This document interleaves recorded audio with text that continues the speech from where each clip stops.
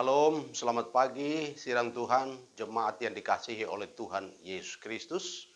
Pagi hari ini kita akan mendengarkan firman Tuhan.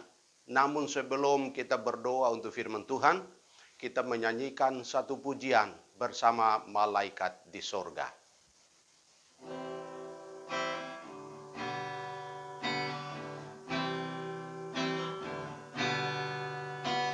Bersama malaikat di surga, nyanyikan kidung pujian, mazmur bagimu, muliakan namamu. Aku memujimu, tanganku ku angkat padamu. Tanganku ku angkat padamu. Masuk dalam hadiratmu. Rasakan kasihmu, ku jadi milikmu. Yesus, aku menyembahmu. Hosana, hosana. Hosana, hosana. Aku memujimu. Haleluya, haleluya. Aku menyembahmu. Sekali lagi bersama malaikat di sorga. Bersama malaikat di surga, nyanyikan kidung pujian, mazmur bagimu, muliakan namamu. Yesus, aku memujimu. Tanganku ku angkat padamu. Masuk dalam hadiratmu. Rasakan kasihmu, ku jadi milikmu. Yesus, aku menyembahmu. Hosana, hosana, hosana. Aku memujimu. Haleluya, haleluya. Aku menyembahmu. Hosana, hosana. Hosana, hosana. Aku memujimu. Haleluya, haleluya. Aku menyembahmu. Kita berdoa. Bapa di surga, di dalam nama Tuhan Yesus, Allah Abraham, Allah Ishak, dan Allah Yakub, Allah yang memelihara kami dan menolong kami sampai pada pagi hari ini. Sesaat lagi kami akan membaca firman Tuhan, merenungkan firman Tuhan. Kiranya Tuhan mengurapi firman Tuhan. Tuhan juga mengurapi yang menyampaikan firman Tuhan. Tuhan mengurapi yang mendengar firman Tuhan. Terima kasih ya Tuhan, sehingga hari ini kami semua diberkati melalui firman Tuhan. Oleh firman Tuhan kami dikuatkan, kami diingatkan, kami diteguhkan oleh karena firman-Mu. Terima kasih ya Tuhan. Tuhan berbicara kepada kami sebab kami suka mendengar suara Tuhan. Di dalam nama Tuhan Yesus kami berdoa. Haleluya. Amin. Kita membaca firman Tuhan di dalam Yohanes pasal yang kelima. Saya memberikan tema mujizat di kolam Bethesda. Mujizat di kolam Bethesda. Yohanes pasal yang kelima ayat 1 sampai dengan ayat yang ke-9 demikian. Sesudah itu ada hari raya orang Yahudi dan Yesus berangkat ke Yerusalem. Di Yerusalem dekat pintu gerbang domba ada sebuah kolam yang dalam bahasa Ibrani disebut Bethesda. Ada 5 serambinya. Dan di serambi-serambi itu berbaring sejumlah besar orang sakit, orang-orang buta, orang-orang timpang, dan orang-orang lumpuh yang menantikan goncangan air kolam itu. Sebab sewaktu-waktu turun malaikat Tuhan ke kolam itu dan menggoncangkan air itu, barang siapa yang terdahulu masuk ke dalamnya sesudah goncangan air itu menjadi sembuh, apapun juga penyakitnya. Di situ ada seorang yang sudah 38 tahun lamanya sakit. Ketika Yesus melihat orang itu berbaring di situ, dan karena ia tahu bahwa ia telah lama dalam keadaan itu, berkatalah Yesus kepadanya, "Maukah engkau sembuh?" Jawab orang sakit itu kepada Yesus, "Tuhan, tidak ada orang yang menurunkan aku ke dalam kolam itu apabila airnya mulai goncang. Dan sementara aku menuju kolam itu, orang lain sudah turun mendahului aku." Kata Yesus kepadanya, "Bangunlah, angkatlah tilammu dan berjalanlah." Dan pada saat itu juga sembuhlah orang itu, lalu ia mengangkat tilamnya dan berjalan. Tetapi hari itu, hari Sabat. Demikian pembacaan firman Tuhan. Yang berbahagia adalah orang yang suka baca firman Tuhan, lalu kemudian merenungkan firman itu dan mempercayai perkataan firman Tuhan, lalu melakukan dalam kehidupan sehari-hari, adalah orang-orang yang diberkati dan berbahagia. Haleluya. Mujizat di kolam Bethesda. Bapak Ibu Saudara yang kasih di dalam Tuhan Yesus Kristus, di kolam Bethesda itu, di serambi-serambinya ada 5 serambi. Kolam Bethesda, di situ terbaring orang-orang sakit, orang-orang yang berbagai penyakit. Ada yang sakit lumpuh, ada orang di situ, ada orang-orang yang memang sakitnya bermacam-macam. Bapak Ibu Saudara yang kasih dalam Tuhan, apabila air bergoncang, itu berarti ada malaikat Tuhan yang turun ke dalam kolam tersebut. Siapa yang turun terlebih dahulu di dalam kolam itu pasti sembuh, apapun penyakitnya. Kolam Bethesda artinya rumah belas kasihan. Pertanyaannya adalah, apakah di kolam Bethesda ada belas kasihan di sana? Jawabannya tidak ada. Bagaimana orang yang sakit 38 tahun berada di tempat itu? Kita melihat secara khusus kepada orang yang berbaring di tempat itu, sudah 38 tahun ia berada di sana. Namun mengapa orang itu 38 tahun dia tidak sembuh-sembuh, dia tidak mencapai kolam Bethesda itu, yang notabene adalah rumah belas kasihan. Orang ini tidak sembuh dan berada di situ selama 38 tahun. Kita melihat yang pertama, penghambat-penghambat mujizat di kolam Bethesda. Ada penghambat-penghambat di kolam Bethesda. Penghambat yang pertama, karena di tempat kolam Bethesda, orang hanya mementingkan diri sendiri. Di kolam Bethesda itu, orang hanya mementingkan diri sendiri. Sebab, satu, di kolam Bethesda hukum kasih diabaikan. Yang terjadi di kolam Bethesda yang bisa dilihat di sana adalah siapa cepat, dia yang mendapat. Siapa yang cekatan, dia yang memperoleh. Siapa yang mendahului, dialah yang sembuh. Itu yang terjadi di kolam Bethesda. Yang berikut, di kolam Bethesda, hukum tolong menolong tidak ada. Alias hukum tolong menolong itu hilang di kolam Bethesda itu. Karena itu Bapak Ibu Saudara, di kolam Bethesda tidak ada yang namanya tolong menolong. Tidak ada yang namanya mengasihi. Karena itu Bapak Ibu Saudara, tempat itu meskipun artinya rumah belas kasihan, tidak ada belas kasihan di kolam Bethesda itu. Yang kedua, penghambat-penghambat mujizat di kolam Bethesda. Yang kedua adalah karena di kolam Bethesda orang mengadu keberuntungan.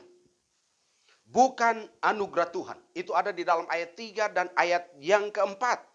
Pasal yang kelima ayat 3 dan yang keempat. Di sana orang mengadu keberuntungan. Bukan anugerah Tuhan. Sebab di kolam Bethesda tidak ada istilah satu. Kita sama-sama sakit. Di kolam Bethesda tidak ada istilah kita sama-sama susah. Di kolam Bethesda tidak ada istilah kita sama-sama menderita. Di kolam Bethesda tidak ada istilah kita bersama-sama berjuang. Sedang di kolam Bethesda yang terjadi adalah untung saya duluan. Di kolam Bethesda yang terjadi adalah untung saya bisa. Di kolam Bethesda yang terjadi adalah untung saya cepat.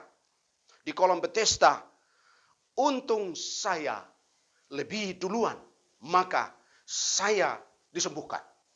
Untung saya ada di sini duluan. Dan di kolam Bethesda, siapa yang duluan? Ia yang menerima pertolongan. Di dalam kolam Bethesda itu. Bapak Ibu Saudara yang kasih dalam Tuhan. Itulah ciri mengapa orang tidak mendapatkan mujizat. Hanya satu orang yang mendahului masuk kolam Bethesda itu. Kalau ada malaikat yang menggoncangkan air di dalam kolam itu. Hanya satu orang yang bisa sembuh. Sebab yang ketiga. Di kolam Bethesda tidak ada istilah. Kalau Tuhan berkenan. Tidak ada istilah kalau Tuhan menghendaki. Tidak ada istilah kalau Tuhan mengasihani saya. Mengasihani kami. Atau mengasihani kita. Di kolam Bethesda yang adalah mengadu nasib dan keberuntungan. Siapa yang duluan? Dia yang mendapat. Bapak Ibu Saudara yang kasih dalam Tuhan, ini yang menyebabkan kenapa mujizat yang terjadi hanya satu orang. Dan itu terjadi sewaktu-waktu. Di tempat di mana kita berada. Saya mau katakan Bapak Ibu Saudara bahwa di mana kita berada, mungkin di tempat kita bekerja, di mana kita bergaul, di mana kita mungkin juga berkumpul. Bisa saja terjadi hal-hal seperti yang terjadi di kolam Bethesda ini. Di kolam Bethesda ini. Yang ada kita mesti mengatakan bahwa ini tempat adalah tempat belas kasihan, tempat anugerah. Saya mendapatkan pertolongan, mujizat Tuhan. Yang keempat, Bapak Ibu Saudara, mengapa terjadi hambatan-hambatan mujizat di kolam Bethesda? Yang pertama oleh karena, ini kuncinya. Oleh karena terdapat dosa yang tidak terselesaikan. Itu ada di dalam ayat 14. Orang ini yang disembuhkan oleh Tuhan Yesus. Orang ini kemungkinan besar dia melakukan suatu dosa yang menghambat dia mengalami mujizat. Dosa menghambat mujizat Tuhan. Dosa juga menghambat segala berkat Tuhan. Dosa juga menghambat sukacita dari Tuhan.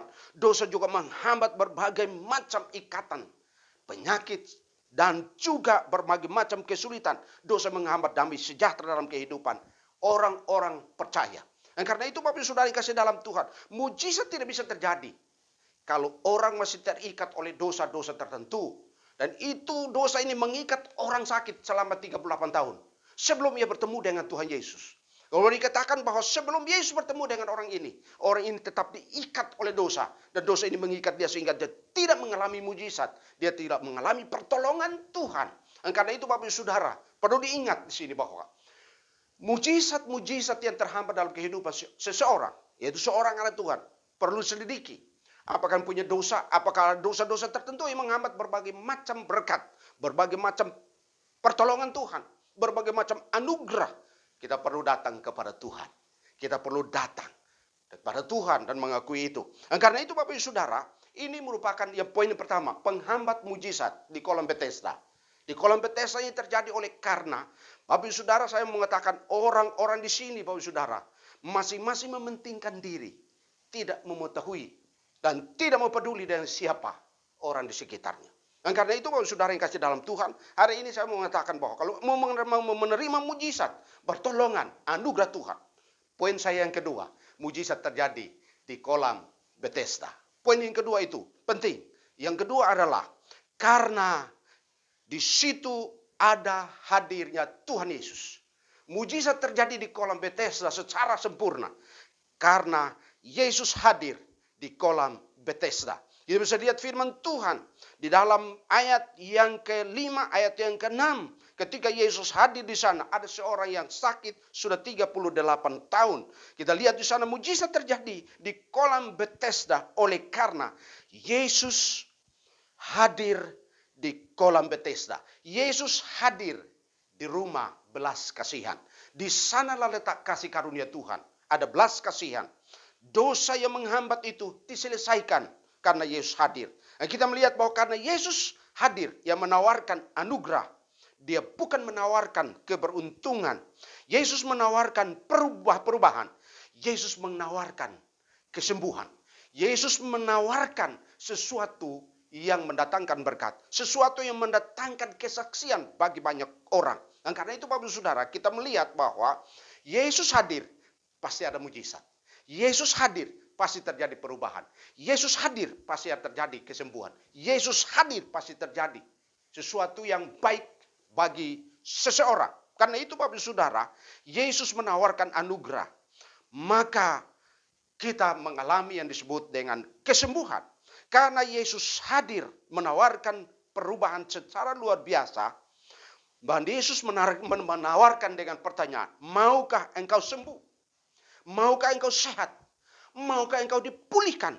Maukah hari ini engkau kembali beraktivitas seperti sedia kala? Dan karena itu Bapak Saudara, Yesus bertanya, maukah engkau hari ini berubah? Maukah hari ini engkau dipulihkan? Karena Tuhan Yesus hanya menginginkan satu jawaban. Mau atau tidak mau. Orang ini, dia butuh pertolongan Tuhan. Tapi dia masih berargumen dengan Tuhan. Tuhan tidak butuh argumen. Tapi Tuhan hanya mau bertanya, maukah engkau hari ini berubah? Jadi menerima Tuhan Yesus berarti menerima perubahan. Menerima Tuhan Yesus itu berarti menerima pemulihan. Menerima Tuhan Yesus itu berarti menerima pemulihan secara total. Menerima Tuhan Yesus itu berarti menerima yang terbaik dari Tuhan. Dan karena itu Bapak Saudara, maukah hari ini engkau ditolong oleh Tuhan?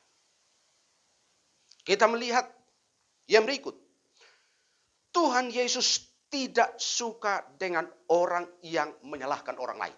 Ayat yang ke-7, orang sakit ini masih menyalahkan orang lain. Tuhan, aku sebenarnya sudah berusaha, tapi orang lain sudah mendahului aku. Tuhan Yesus tidak mau kita menyalahkan orang lain. Tapi Yesus hanya mau satu. Maukah engkau sembuh? Jawabannya adalah mau atau tidak. Setuju atau tidak. Itu jawabannya. Kalau menjawab ya, sembuh. Ibu saudara lihat di sini. Yesus tidak suka untuk menyalahkan atau membenarkan diri. Karena membenarkan diri itu tidak baik dan tidak benar di mata Tuhan. Sesuatu yang salah. Dan karena itu Bapak Saudara, mujizat terjadi di kolam Bethesda. Karena orang mau. Tuhan menawarkan anugerah. Tuhan menawarkan pemulihan. Tuhan menawarkan perubahan. Yang Tuhan Yesus butuhkan adalah percaya dan taat. Yang Tuhan inginkan adalah melangkah dengan iman. Bangun. Angkat tempat tidur. Berjalanlah. Bapak Saudara yang kasih dalam Tuhan, di kolam Bethesda terjadi mujizat. Kenapa? Di kolam Bethesda itu sering terjadi mujizat. Tapi mujizat yang asli hadir, yaitu Tuhan Yesus sendiri. Yang adalah pembuat mujizat. Dan dia Allah yang melakukan mujizat dalam kehidupan umatnya. Dia hadir dan dia menawarkan mujizat itu. Dia menawarkan pertolongan. Dia menawarkan anugerah. Apapun Bapak Saudara kesulitannya. Yesus hadir. Terjadi pemulihan. Yesus hadir. Terjadi kesembuhan. Dan perbaikan hidup kita. Pertolongannya pasti nyata. Dan karena itu Bapak Saudara yang kasih dalam Tuhan Yesus Kristus. Melangkah dengan iman. Yaitu kita senantiasa mengharapkan cara Tuhan. Meminta pertolongan Tuhan. Bukan pertolongan pada manusia. Karena itu. Jangan melihat kolam Bethesda sebagai tempat untuk mengalami mujizat. Jangan lagi melihat orang lain Jangan mengharapkan orang lain. Jangan juga melihat diri yang penuh dengan kekurangan. Jangan melihat diri sebagai orang yang tidak mampu. Tapi sebagai petunjuk dan nasihat bagi kita orang percaya hari ini. Pertama, maukah Anda menerima mujizat? Kalau Anda mau melihat mujizat, lihatlah orang ini. Orang ini percaya. Dia mengandalkan Tuhan. Dan dia menyebut Tuhan sebagai Tuhan Yesus sebagai Tuhan. Dia berkata Tuhan. Itu mengarti bahwa Yesus satu-satunya penolong. Yeremia 17 ayat yang ke-7 dikatakan, berbahagialah orang yang mengandalkan Tuhan. Diberkatilah orang yang mengandalkan Tuhan. Orang yang mengandalkan Tuhan pasti diberkati oleh Tuhan. Ditolong oleh Tuhan. Diberikan jalan keluar oleh Tuhan. Oleh karena itu, belajar. Kita melihat di sini di kolam Bethesda, jangan mengharapkan orang lain. Mengandalkan Tuhan daripada mengandalkan orang lain. Jangan mengharapkan belas kasihan daripada manusia. Tetapi yang diminta oleh Tuhan adalah mengharapkan dan memohon belas kasihan dari Tuhan. Sehingga kita keluar dari berbagai macam kesulitan. Bapak Ibu Saudara yang kasih dalam Tuhan. Situasi seperti sekarang ini. Kita semua terkurung, kita berada di rumah masing-masing. Kita berada di tempat kita masing-masing. Tapi hari ini Tuhan tidak pernah dibatasi oleh tempat di mana kita tinggal. Kita di rumah atau kita beribadah. Tapi kita tahu di rumah pun Tuhan hadir. Kita punya pergumulan, kita minta kepada Tuhan. Kita punya masalah, kita minta kepada Tuhan. Kita mau mengandalkan Tuhan. Kita mau seperti orang lumpuh ini. Tuhan berkata, maukah engkau hari ini? Engkau dipulihkan. Jawabannya, saya mau dipulihkan. Maukah engkau ditolong hari ini? Hari ini juga engkau ditolong oleh Tuhan. Maukah engkau diberikan jalan keluar oleh Tuhan?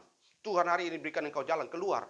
Maukah engkau hari ini mengalami mujizat secara rohani dari Tuhan? Hari ini, Bapak Ibu Saudara perhatikan. Orang ini mengalami oleh karena dia mengandalkan Tuhan. Sesudah dia mengalami mujizat, apa yang dia buat? Alkitab mencatat di ayat 13, pasal yang kelima Yohanes ini. Dikatakan orang ini berada di dalam bait Allah. Berada di bait Allah. Dia bertemu dengan siapa? Dia bertemu dengan Tuhan Yesus. Saya mau membacakan firman Tuhan di dalam firman Tuhan hari ini. Di dalam ayat yang ke-14. Ayat yang ke-14 dikatakan begini. Kemudian Yesus bertemu dengan orang lumpuh itu di dalam bait Allah. Lalu berkata kepadanya. Yesus berkata pada orang yang sudah disembuhkan itu. Engkau telah sembuh. Jangan berbuat dosa lagi. Supaya padamu jangan terjadi yang lebih buruk. Artinya Bapak Ibu Saudara bahwa orang ini. Dia pernah melakukan dosa. Yang pada akhirnya membuat dia lumpuh secara jasmani 38 tahun. Tetapi sesudah dia ditolong oleh Tuhan. Dia mencari Tuhan di dalam bait Allah. Dia datang ke bait Allah dan di sana dia bersyukur. Dia datang ke sana, dia beribadah. Dia bertemu dengan Tuhan Yesus. Di sini pelajaran yang berharga sekali bagi kita adalah. Ketika sudah menerima mujizat. Ada sesuatu yang harus dilakukan. Yaitu mencari Tuhan. Datang ke rumah Tuhan. Datang kepada Tuhan. Dan bertemu dengan Tuhan. Tapi ingat. Tuhan berkata kepada orang itu. Orang-orang tersebut. Yaitu engkau telah sembuh. Jangan berbuat dosa lagi. Supaya padamu jangan terjadi yang lebih buruk. Ini indikasi bahwa orang ini. Dia punya dosa yang menyebabkan dia lumpuh 38 tahun. Hari ini kalau Tuhan tolong. Tuhan mengampuni dosa Anda. Jangan melakukan dosa yang sama lagi. Sehingga tidak terjadi yang jauh lebih buruk lagi dalam kehidupan kita. Artinya bahwa Bapak Ibu Saudara dalam keluarga kita masing-masing. Orang ini sudah ditolong oleh Tuhan. Dia menjadi saksi. Dan karena itu sebagai anak Tuhan hari ini. Ketika kita menerima pertolongan Tuhan. Mujizat Tuhan. Kita harus berbuah banyak bagi Tuhan. Kita juga menjadi saksi. Bahwa Yesus satu-satunya penolong. Dia satu-satunya juru selamat. Dia satu-satunya memberikan jalan keluar. Apabila kita mengalami berbagai macam tantangan. Dan juga pergumulan. Bapak Ibu Saudara yang kasih dalam Tuhan. Mujizat di kolam Bethesda. Yaitu rumah belas kasihan. Itu terjadi karena hanya ada Yesus. Hanya karena campur tangan Tuhan Yesus dalam kehidupan. Orang percaya. Hari ini. Pesan yang pertama. Kita harus mengandalkan Tuhan. Yang kedua. Ketika kita mengandalkan Tuhan dan Tuhan menolong kita. Kita harus datang mencari Tuhan. Mensyukuri apa yang Tuhan sudah lakukan. Belajar untuk bersyukur. Bahwa Tuhan sudah memberikan jalan, memberikan pertolongan. Dan yang ketiga. Jangan lagi melakukan dosa yang menghambat lebih banyak lagi pergumulan yang menghambat lagi jawaban Tuhan dalam kehidupan kita sebagai orang percaya. Dan yang keempat, harus menjadi saksi. Berbuah banyak bagi Kristus. Berbuah banyak bagi Tuhan. Dan kita harus mempersembahkan banyak orang, yaitu jiwa-jiwa kepada Tuhan melalui kesaksian hidup kita. Bahwa kita pernah ditolong Tuhan. Kita mengalami mujizat dari Tuhan. Oleh karena itu Bapak Saudara yang kekasih dalam Tuhan, kita mengingat firman Tuhan. Orang yang berbahagia adalah orang yang mengandalkan Tuhan. Seperti Yeremia 17 ayat yang ke-7. Percaya kepada Tuhan Yesus, itu berarti pasti terjadi perubahan. Percaya kepada Tuhan Yesus, itu berarti terjadi perubahan, yaitu mujizat di dalam kehidupan sehari-hari. Karena itu, pesan saya hari ini, Anda mau menerima mujizat, satu, andalkan Tuhan. Minta Tuhan hadir. Dan Tuhan berkata, bangun. Selesaikan masalahmu. Di dalam nama Tuhan Yesus. Haleluya. Amin. Mari kita masuk di dalam doa syafaat pada pagi hari ini. Kita berdoa.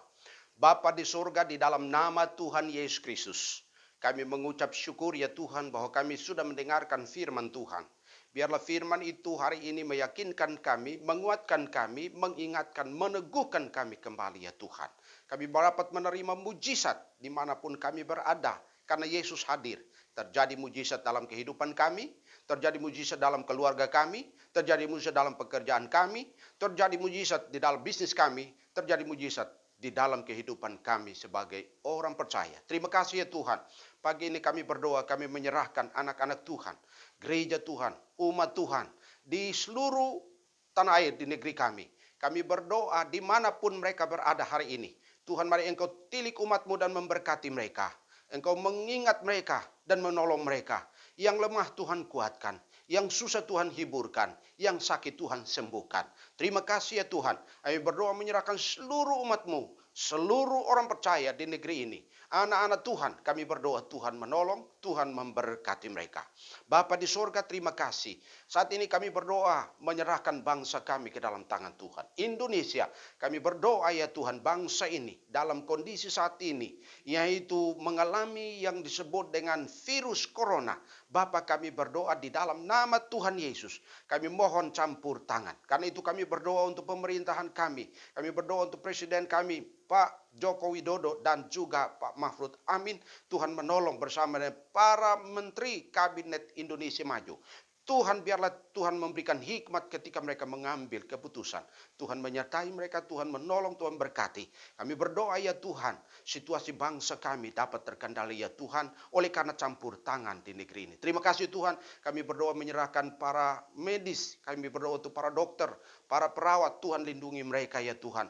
Tuhan menolong mereka, keluarga mereka, lepas pribadi, Tuhan tolong, Tuhan memberkati. Tuhan melindungi ya Tuhan, mereka berjuang untuk merawat saudara-saudara kami yang mengalami sakit karena virus corona ini Tuhan. Terima kasih Tuhan. Kami menyerahkan aparat yaitu TNI dan Polri, biarlah mereka solid ya Tuhan untuk mengawal situasi bangsa kami, keamanan di dalam bangsa kami. Kami berdoa Tuhan tolong. Terima kasih Bapa di surga, terima kasih untuk pagi hari ini. Kami bersyukur kami ada di Indonesia, karena itu kami berdoa untuk bangsa kami. Tuhan tolong. Terima kasih Bapa di surga, kami berdoa menyerahkan Indonesia seutuhnya dalam tangan Tuhan. Kami juga menyerahkan lembaga-lembaga Kristen, gereja-gereja Tuhan seluruh Indonesia. Tuhan tolong, Tuhan memberkati, melindungi, bahkan biarlah Tuhan jadikan mereka, yaitu umat Tuhan, menjadi saluran berkat bagi saudara-saudara kami yang lain. Terima kasih Bapa, kami mengucap syukur Engkau mendengar setiap doa kami. Tuhan memberkati kehidupan kami sebagai orang percaya. Umat Tuhan dimanapun berada hari ini, Tuhan menyertai, Tuhan menolong, Tuhan memberkati setiap pribadi keluarga umat-Mu. Terima kasih Bapa, kami mengucap syukur, kami berdoakan Tuhan dengar doa syafaat kami menaikkan di dalam nama Tuhan Yesus, Tuhan dan Juru Selamat kami. Haleluya, amin.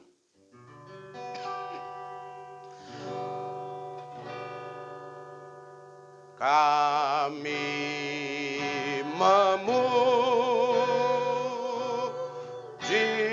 kebesaran-Mu,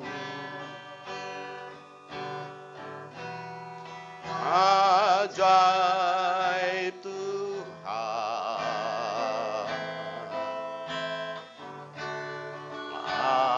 ajaib Tuhan. Kami memuji kebesaran-Mu.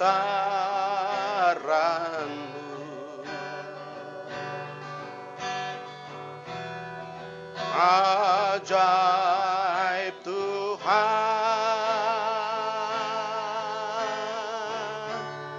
ajaib Tuhan, ajaib Tuhan, ajaib Tuhan, ajaib Tuhan,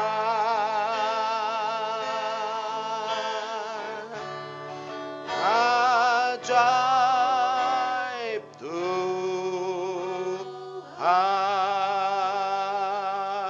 Kita berdoa menutup ibadah ini. Bapa, terima kasih karena Tuhan sudah memimpin ibadah kami, baik dalam pujian dan pemberitaan firman Tuhan. Terima kasih ya Tuhan, kami menutup ibadah kami hari ini. Karena itu dimanapun umat-Mu berada hari ini menyaksikan hari ini firman Tuhan dan puji-pujian, Tuhan memberkati umat-Mu. Karena itu ya Tuhan, hamba berdoa, hamba minta berkat Tuhan untuk seluruh umat-Mu ya Tuhan, yang mendengar firman Tuhan dan puji-pujian hari ini, yang mengikuti ibadah ini, Tuhan memberkati. Nah, karena itu hamba berdoa, kiranya berkat nikmat dan kasih sayang pada Allah Bapa, anugerah yang berlimpah-limpah dari Tuhan Yesus Kristus, persekutuan penghiburan penyataan pada Allah Roh Kudus, kiranya menyertai seluruh umat-Mu di mana saja berada hari ini. Tuhan melindungi, Tuhan menyertai dan menopang mereka satu persatu. Di dalam nama Tuhan Yesus kami berdoa dan menutup ibadah ini. Haleluya. Amin. Bapa, terima kasih. Bapa, terima kasih. Bapa, terima kasih.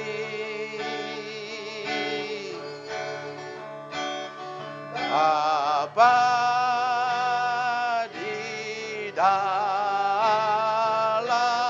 surga, ku berterima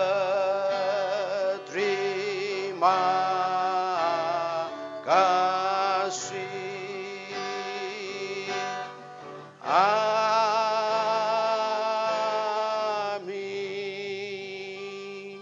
Amin. Shalom. Selamat hari Minggu. Tuhan memberkati Bapak Ibu Saudara dimanapun Anda berada. Haleluya. Shalom.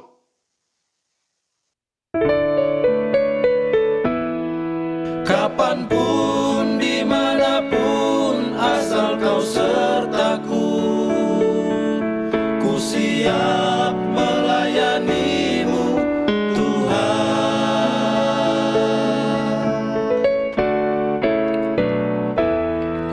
Kau yang tetapkan jalan hidupku, Kau menuntun setiap langkah hidupku. Ku siapkan seluruh hidupku untuk melayani-Mu.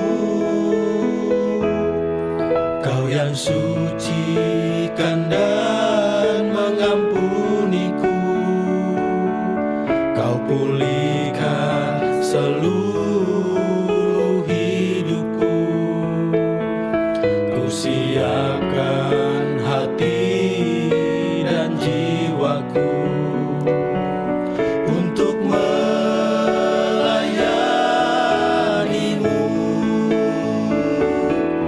Kapanpun, dimanapun ada panggilan-Mu, ku selalu siap untuk melayani-Mu. Kapanpun, dimanapun, asal Kau sertaku, ku siap melayani-Mu, Tuhan.